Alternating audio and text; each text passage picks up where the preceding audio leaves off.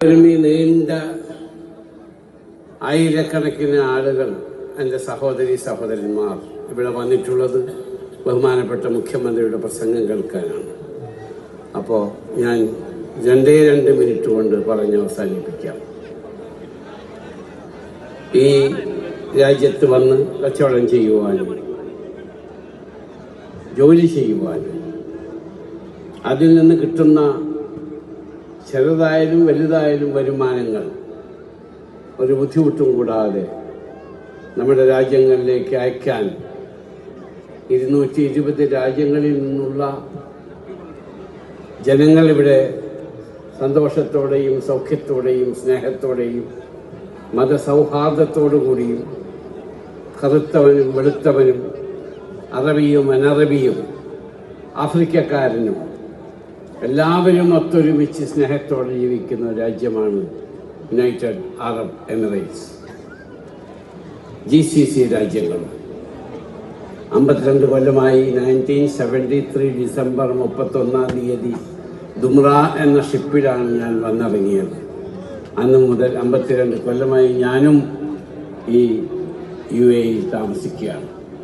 മറ്റ് GCC രാജ്യങ്ങളിലൊക്കെ ഉണ്ട്, പക്ഷെ പെർമനന്റ് UAE ആണ്. അപ്പോൾ ഈ രാജ്യം നമ്മൾക്കെല്ലാവർക്കും ഒരുപാട് തന്നുകൊണ്ടിരിക്കുന്നു. ഞാൻ ഭരണാധികാരികളെ കാണുമ്പോൾ കേരളത്തിൻ്റെ മുഖ്യമന്ത്രിയെ കെട്ടിപ്പിടിച്ച് ഉമ്മ വെച്ച് സ്വീകരിക്കുന്ന ഇവിടുത്തെ ഭരണാധികാരികളാണ്.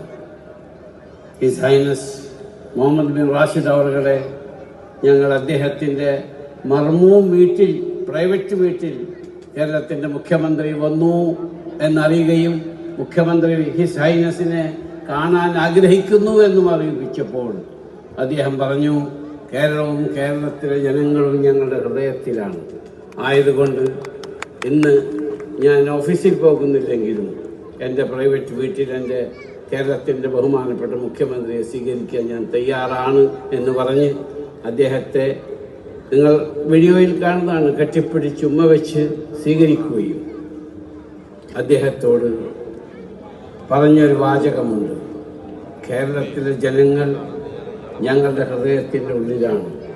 അവരുടെ ആത്മാർത്ഥമായ പരിശ്രമവും അടുപ്പവും സ്നേഹവും സഹകരണവും ഞങ്ങളുടെ രാജ്യത്തിൻ്റെ ഉയർച്ചയിൽ ഞങ്ങളെപ്പോഴും വിലമതിക്കുന്നതാണ് എന്നാണ് his highness Sheikh Mohammed bin Rashid Al Maktoum അദ്ദേഹം പറഞ്ഞത്. ഈ അടുത്ത ദിവസം ഞങ്ങൾ അബുദാബി കിരീടാവകാശിയെ കാണുകയുണ്ടായി. UAE പ്രസിഡന്റിന്റെ മൂത്ത മകനും അബുദാബി കിരീടാവകാശി. അദ്ദേഹം പറഞ്ഞു, Kerala people are peace loving people, loving people, respectable people, we love them. ഇതെല്ലാം നമ്മൾക്കുള്ള കമന്റുകളാണ്. ഞങ്ങൾ ബഹുമാനപ്പെട്ട ഉപപ്രധാനമന്ത്രി ആഭ്യന്തരമന്ത്രി കുവൈത്തിലെ കാണുകയുണ്ടായി. അങ്ങനെ എല്ലാ സ്ഥലത്തും ബഹുമാനപ്പെട്ട മുഖ്യമന്ത്രിക്ക് വളരെ ആവേശകരമായ സ്നേഹമസൃണമായ സ്വീകരണമാണ് ആ ഭരണാധികാരികൾ എല്ലാവരും നൽകിയത്.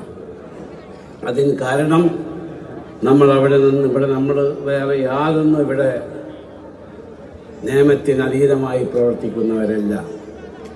നമ്മളുടെ ജീവിത ആവശ്യത്തിന് വേണ്ടി, നമ്മുടെ കുടുംബം പുലർത്താൻ വേണ്ടി, നമ്മുടെ മാതാപിതാക്കൾക്ക് മരുന്ന് മേടിക്കാൻ വേണ്ടി, അല്ലെങ്കിൽ നമ്മുടെ സഹോദരങ്ങൾക്ക് പഠിക്കാൻ വേണ്ടി, അല്ലെങ്കിൽ നമ്മളൊരു വീട് വയ്ക്കാൻ വേണ്ടി, നമ്മുടെ കുടുംബങ്ങളിലുള്ളവർക്ക് വിദ്യാഭ്യാസം നൽകാൻ വേണ്ടി ആണ് നമ്മളിവിടെ വന്നിട്ടുള്ളത്. അത് മാത്രമാണ് നമ്മളുടെ കോൺസെൻട്രേഷൻ. അതാണ് ഗൾഫിലെ ഭരണാധികാരികൾ നമ്മളെ സ്നേഹിക്കുന്നത്.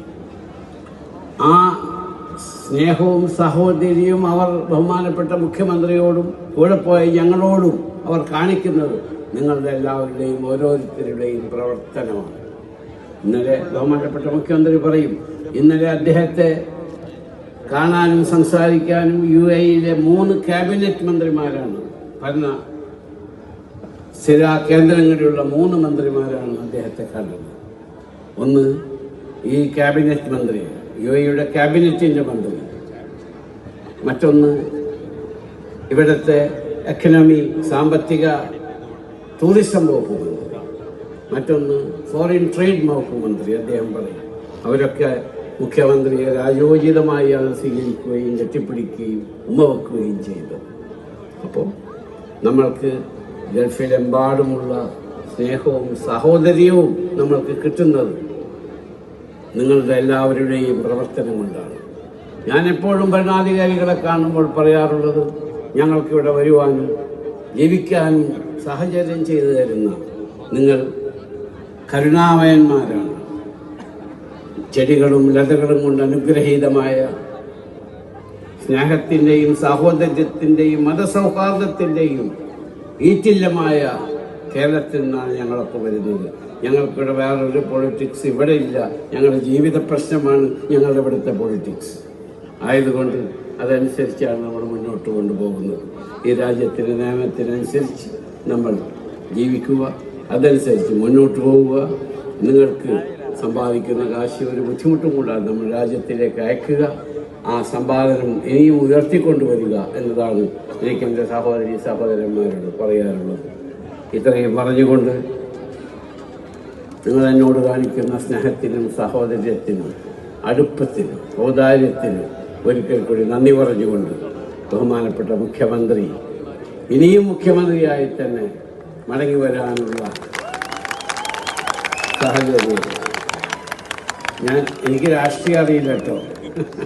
അപ്പോൾ ഞാൻ മന്ത്രിയുടെ പറഞ്ഞപ്പോൾ അതിൻ്റെ പിന്നിൽ പറഞ്ഞു എന്നുള്ളൂ. അപ്പോൾ നമ്മുടെ നേതാക്കന്മാർ അപ്പോൾ എന്നൊരു പലരും ചോദിക്കും, നിങ്ങൾക്ക് രാഷ്ട്രീയത്തിൽ എന്താ? ഞാൻ പറഞ്ഞു, കച്ചവടക്കാരന് കച്ചവടം ചെയ്യണം, രാഷ്ട്രീയത്തിലില്ല. കാരണം അവർ ചെറിയ കാലം മുതൽ പോസ്റ്റർ ഒട്ടിച്ചുകൊണ്ട് ഒരു പാർട്ടിയെയും ഒരു പ്രസ്ഥാനത്തെയും വളർത്തിക്കൊണ്ടുവരുന്നവരാണ് രാഷ്ട്രീയ നേതാക്കൾ. അവരുടെ ജീവിതം മുഴുവൻ ത്യജിച്ചവരാണ്. അവർ രാജ്യത്തിന് വേണ്ടി പ്രവർത്തിക്കുകയും സമൂഹത്തിന് വേണ്ടി പ്രവർത്തിക്കുകയും ചെയ്യുന്നവരാണ്. അപ്പോൾ അവർക്ക് നമ്മളെപ്പോഴും ഈ രാജ്യങ്ങളിൽ വരുമ്പോൾ സ്നേഹവും ബഹുമാനവും ആദരവും നമ്മൾ കൊടുക്കേണ്ടവരാണ്. അത് കേരളത്തിൻ്റെ മുഖ്യമന്ത്രി വന്നാലും ശരി, വേറൊരു രാജ്യങ്ങളിലെ മുഖ്യമന്ത്രിമാർ വരുമ്പോഴും അതേ സ്നേഹവും ബഹുമാനവും ആദരവും. ഇന്ത്യയുടെ പ്രധാനമന്ത്രി വന്നാലും ഇതേ ബഹുമാനവും ആദരവുമാണ് നമ്മളെപ്പോഴും കൊടുക്കേണ്ടത്. കാരണം നമ്മുടെ പ്രവാസികളാണ്. ഇത്രയും പറഞ്ഞുകൊണ്ട് ഞാൻ അവസാനിപ്പിക്കട്ടെ. ബഹുമാനപ്പെട്ട മുഖ്യമന്ത്രിയോട് ഞാൻ 2 മിനിറ്റ് പറയുന്നു പറഞ്ഞു, 1 മിനിറ്റ് കൂടിയിട്ടുണ്ട്, ക്ഷമിക്കണം. ജയ് ഹിന്ദ്.